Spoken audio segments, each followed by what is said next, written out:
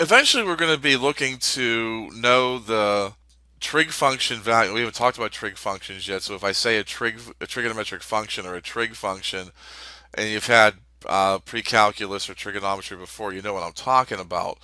If not, we're going to get to it. But eventually, we're going to be responsible for knowing characteristics regarding those trigonometric functions with respect to angles are related to 0, 30, 65, or 0, 30, 45, 60, and 90 degree angles.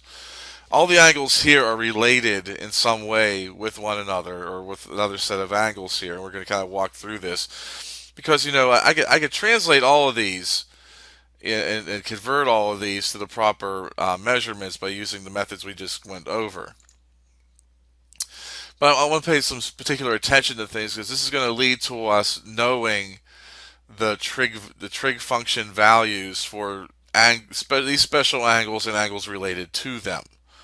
And something that's going to be a key feature as we progress through the rest of this course, even getting into things with complex numbers. You're still expected to know um, certain values for trigonometric functions for these angles and angles that are related to them. So. So 30-degree angle has pi over 6 is its radian measurement. 45-degree angle has pi over 4. A 60-degree angle has pi over 3. If I go through the conversion process for 150 degrees, 210 degrees, and 330 degrees, I get 5 pi over 6, 7 pi over 6, and 11 pi over 6, respectfully. All of these angles, you notice I have them with a blue arrow as well, like I did for the 30-degree angle. And that's because their reference angle, which is something I'll talk about momentarily, they all have a reference angle of 30 degrees.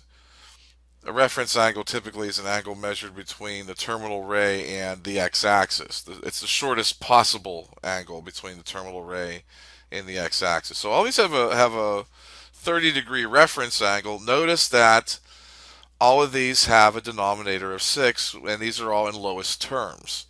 So these angles are all related to each other. They're going to have some very similar characteristics with one another. There's going to be some differences too, but there's going to be some very similar characteristics regarding trig functions with these four angles.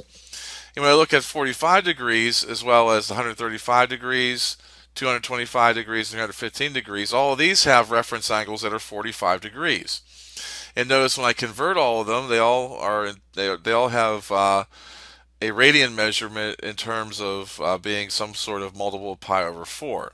135 degrees is 3 pi over 4. 225 degrees is 5 pi over 4. 315 degrees is 7 pi over 4. Again, all in lowest terms, but all of these are related to each other. So one of the things that radian measurement does do for us for our special angles. For other angles, not necessarily, but for our special angles, the radian measurement, if I look at it and it's in lowest terms and I see a denominator of 4, I know automatically it's related to a 45-degree angle. As long as it's in lowest terms, I know that's the case.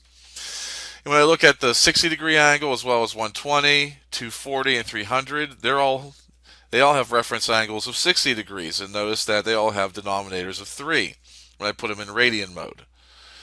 So these relationships are easy to identify in radian mode, maybe not as easy in degree mode.